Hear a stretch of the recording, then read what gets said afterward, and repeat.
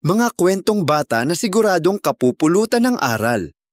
Ang ating unang kwento ay may pamagat na Ang Palaka na Hindi Sumuko. Isinalin ni Kwento at Kaalaman Pinoy. Isang araw, may grupo ng mga palaka na naglalakad sa kagubatan.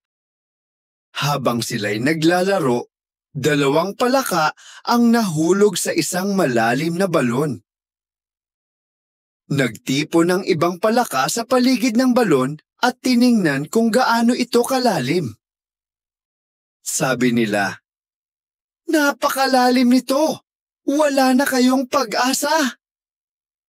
Ang dalawang palaka sa loob ng balon ay nagpumilit tumalon paakyat. Paulit-ulit silang tumalon pero madulas at matarik ang balon. Patuloy ang sigawan ng mga palaka sa itaas. "Tama na! Hindi nyo na kaya! Hindi na kayo makakaalis dyan!" Makalipas ang ilang saglit, ang isang palaka ay sumuko. Napagod, nanlumo, at hindi na muling tumalon. Ngunit ang isang palaka ay patuloy pa rin sa pagtalon. Paulit-ulit, mas mataas, mas malakas, hanggang sa nakalundag siya palabas ng balon. Laking gulat ng lahat. Lumapit sila at nagsabi, "Hindi mo ba kami naririnig? Sinabihan ka naming sumuko na."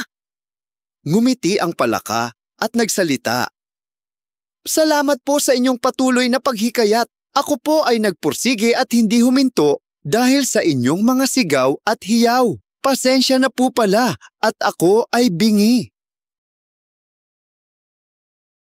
Aral. Makapangyarihan ang mga salita, kaya nitong bumuo o bumasag ng loob. Matutong makinig sa positibong salita na nagbibigay pag-asa at iwasan ang negatibong tinig na humihila pababa. Piliin nating palakasin ang isa't isa. Para sa iba pang mga kwentong siguradong kapupulutan ng aral, pindutin ang like at mag-subscribe. Sa uulitin.